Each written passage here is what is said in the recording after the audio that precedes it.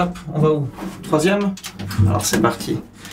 Audacia Holding est une holding d'investissement fondée en 2018 qui investit uniquement dans les sociétés d'e-commerce en Suisse et partout dans le monde. Aujourd'hui, on est actif dans plus de 20 pays. Notre but est d'amener ces sociétés au niveau supérieur en les aidant à faire des achats stratégiques, en fusionnant, ainsi qu'en ouvrant des nouveaux marchés. Et je crois qu'on est dans les temps.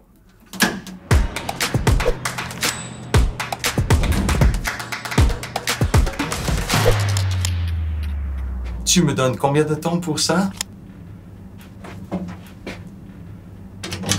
Voilà, donc Région est une entreprise familiale de tradition depuis 1908. Nous produisons actuellement des luminaires avec la dernière technologie, dans un design sobre et une qualité irréprochable. Nous avons des filiales en Suisse et à l'étranger et sommes donc là dans le monde entier pour nos clients. Les dernières technologies qu'on a dans le luminaire nous permettent de décrocher des gros mandats, comme par exemple les 2 bâtiments les plus hauts de Suisse. C'est juste, il manquait un étage.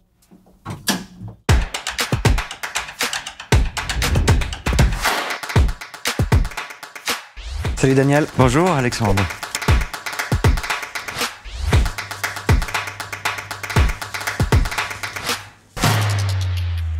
Bon, Daniel, votre entreprise a été fondée il y a plus de 100 ans, en 1908 si je ne me trompe pas.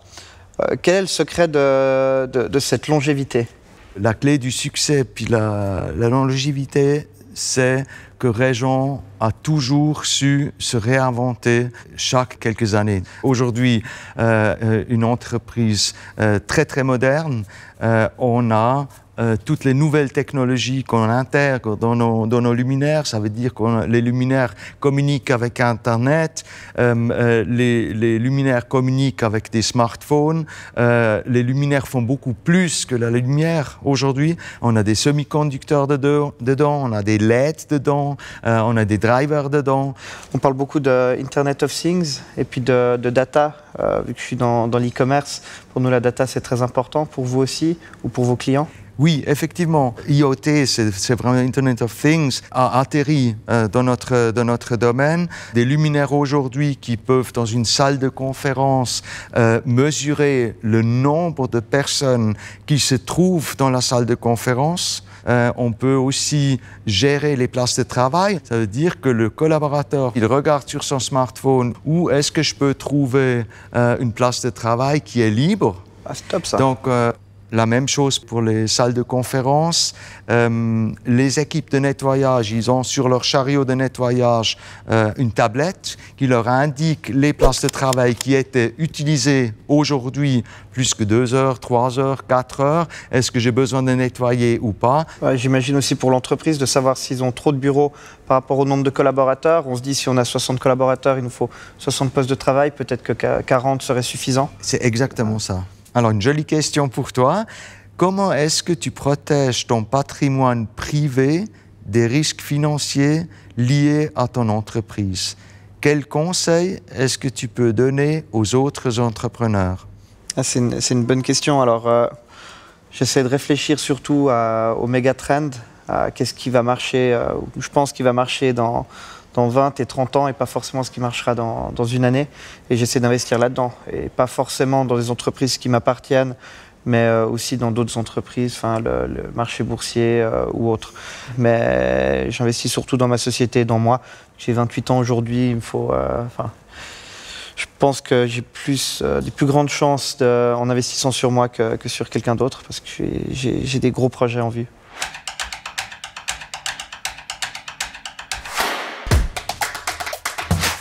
Alors Daniel, j'ai une autre question pour toi.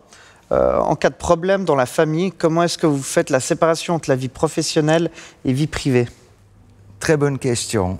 Je pense quand on est patron, il faut certains éléments pour être un bon patron. Il faut avoir, une passion pour ce qu'on fait, pour le domaine, pour le produit, pour l'entreprise. Il faut un engagement hors norme. Il faut montrer l'exemple aux employés pour obtenir aussi d'eux. Et tout ça fait que c'est très difficile de ne pas parler entreprise en privé. Et c'est vrai que même quand on se retrouve en famille, c'est très très difficile de ne pas parler régent. C'est très intéressant. Je pense que c'est vrai. C'est ce que je dis souvent que mon entreprise, c'est mon bébé, c'est ma passion. Je pense que pour toi, ça doit être encore plus impressionnant vu que c'est ton arrière-grand-père qui avait créé ça. Donc, ça fait partie de la famille. C'est un membre de la famille, en fait, Régent. Oui, mais je pense que tu peux être très très fier de toi parce que c'est toi qui as créé quelque chose, chose que je ne peux pas dire pour moi parce que je suis né là-dedans. Et puis avec ma famille, avec mon frère, avec mes cousins, on est dans la continuité et puis on essaye de préparer cette entreprise pour la 5e génération. Moi, j'ai encore une question à te poser.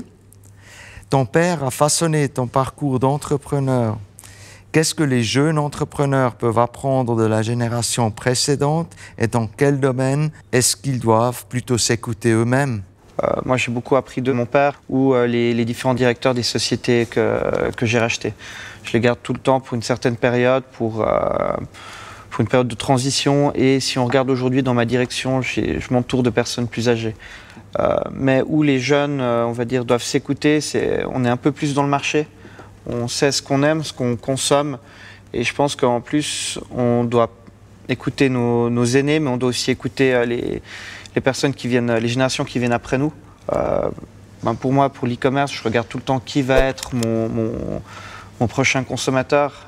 C'est pas forcément des gens qui ont 65 ans qui remettent aujourd'hui leur société et qui vont partir à la retraite. On a beaucoup à apprendre de chaque génération. Voilà un peu mon analyse. Et pour les entrepreneurs, je pense que c'est important de toujours rester curieux. Pour moi, c'est la plus grande qualité que puisse avoir un entrepreneur. Tu l'as dit tout à l'heure, tu es millénial. Est-ce qu'il y a quelque chose de particulier dans les habitudes de consommation de ta génération à toi que les autres PME pourraient être intéressés pour réussir à long terme eux aussi? Alors, moi comme je disais, je suis un millénial. Je pense que notre génération, puis surtout les générations à venir, consommeront de plus en plus sur Internet. Les générations suivantes, je veux dire, ils prendront leur téléphone pour tout, que ce soit consommer des médias ou commander n'importe quel produit. Donc, le conseil que je donnerais, c'est vraiment se concentrer aujourd'hui sur Internet et qu'il y a un moyen de toucher un très grand nombre de clients. Et la beauté aussi là derrière, c'est que c'est beaucoup plus simple d'ouvrir des marchés sur Internet. Et il y a beaucoup de millennials qui ont créé des sociétés pour accompagner justement les PME déjà établies à franchir ce pas.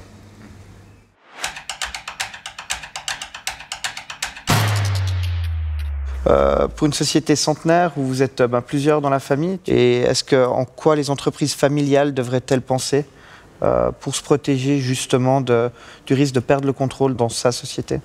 Donc il y a quelques années en arrière où on a décidé d'engager un CEO professionnel et puis on a décidé de chercher cette personne à l'extérieur. La famille, en fait les 4 membres de la famille, mon frère, moi et mes 2 cousins, on s'occupe plus de la stratégie de l'entreprise. Ça ne doit pas toujours être facile de se mettre d'accord. Une partie, 50% décide d'une stratégie et l'autre 50% d'une autre. La philosophie est qu'on doit toujours se mettre d'accord et si on n'est pas d'accord sur quelque chose, on doit discuter entre nous jusqu'à ce qu'un accord soit trouvé. Ah, c'est impressionnant. Et donc, je reprends une question, je pense, pour rebondir là-dessus. De quoi les autres PME doivent être conscientes pour éviter les conflits au sein des entreprises familiales? Des conflits, il y en a toujours. Et des conflits, il y en a partout, pas seulement dans les entreprises familiales. Et je pense que c'est très important de ne pas faire savoir ou faire sentir les collaborateurs s'il y a quelque chose qui ne va pas. Donc s'il y a un conflit, on le règle entre nous. On s'enferme dans une salle de conférence et on ressort une fois on a trouvé un accord.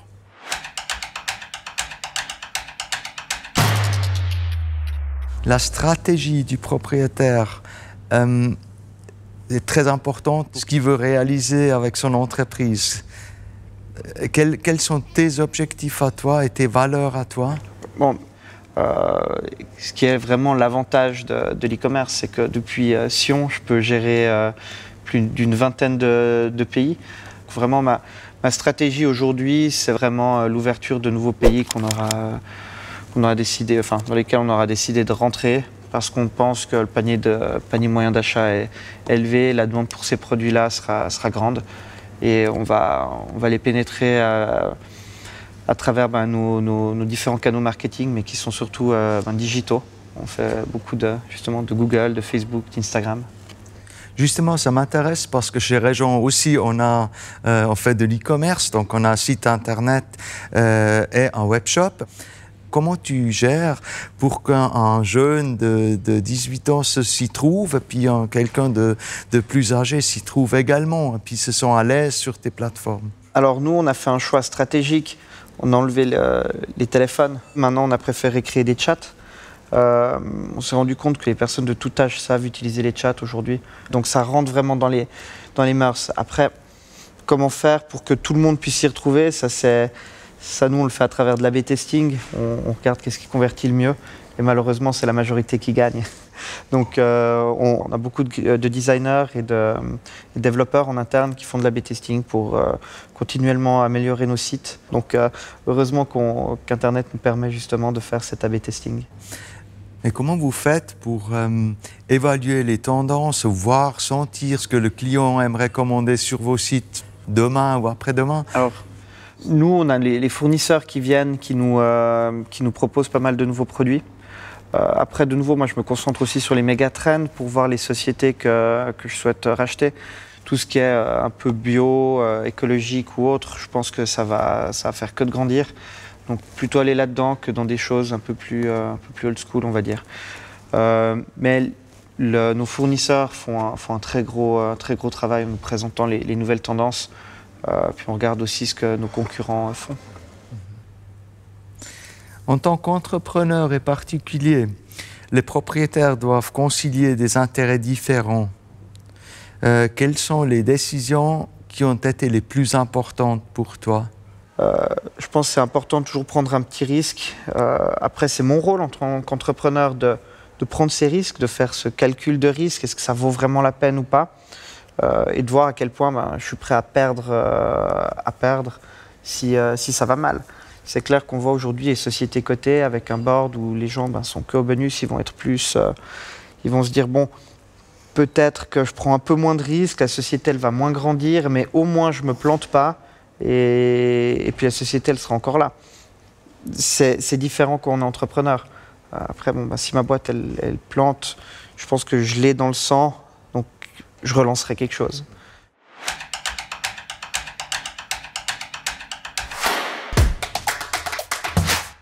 Comment toi, tu concilies ta vie professionnelle avec ta vie privée et comment tu trouves ton équilibre dans tout ça? Bon, moi, ma boîte, c'est mon bébé. Je trouve que c'est important d'avoir du temps pour soi. Mais après, l'idée de dissocier vraiment sa vie privée et sa vie professionnelle, après, pour certaines personnes, ils arrivent à le faire. Moi, j'arrive pas forcément, vu que vraiment ma passion, le matin, j'arrive, j'ai un énorme sourire, j'aime ce que je fais. Donc, je rentre le soir, j'ai envie d'en parler à mes amis, j'ai envie d'en parler à ma famille. La séparation se fait, on va dire, naturellement, mais les deux restent quand même bien imbriqués.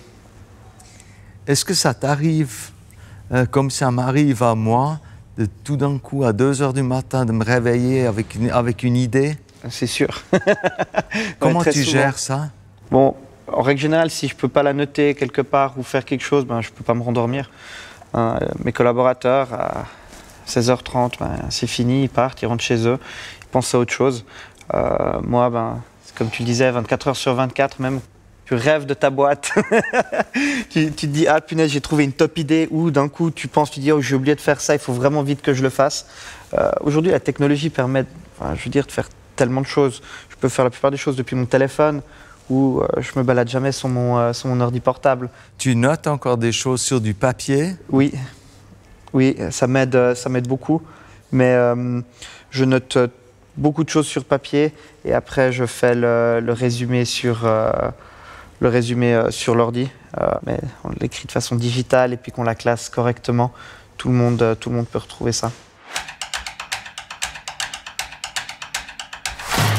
Mais justement, j'ai une question pour toi. Admettons qu'il t'arriverait quelque chose dans ta vie, chose que personne n'espère, comment ton entreprise ou tes entreprises sont préparées à cette éventualité? On a une sorte de bible de l'entreprise pour chacun des départements. Comme ça, si on a un nouveau collaborateur qui rentre, parce qu'il y a 3 ans, j'étais seul, là aujourd'hui on est une grosse soixantaine, donc il faut que le collaborateur, quand on l'onboard, il puisse commencer à travailler le plus rapidement possible. Donc si moi je disparais, je pense que la société ira très bien, même potentiellement mieux. Pour moi, c'était ma plus grande peur. Et quelle est la tienne, ta plus grande peur en tant qu'entrepreneur? Je pense que la plus grande peur comme entrepreneur, c'est d'être sûr ou le plus convaincu possible d'avoir pris les bonnes décisions stratégiques pour justement faire évoluer, comme j'ai expliqué avant, l'entreprise dans le bon sens. Et là, d'être sûr que les collaborateurs vont l'accepter, les clients vont l'accepter, et c'est surtout que ça a été la bonne décision de prendre autant d'argent à investir dans quelque chose pour amener son entreprise plus loin. Ouais. Bon voilà, c'était ma dernière question. Merci d'y avoir répondu et d'avoir répondu à toutes ces questions. C'était très inspirant et j'ai appris beaucoup de choses. C'était presque trop court. En tout cas, merci pour tout. Mais de même, c'était très intéressant de discuter avec toi et d'apprendre sur ton business à toi. Très, très intéressant. Et merci beaucoup. Merci à toi.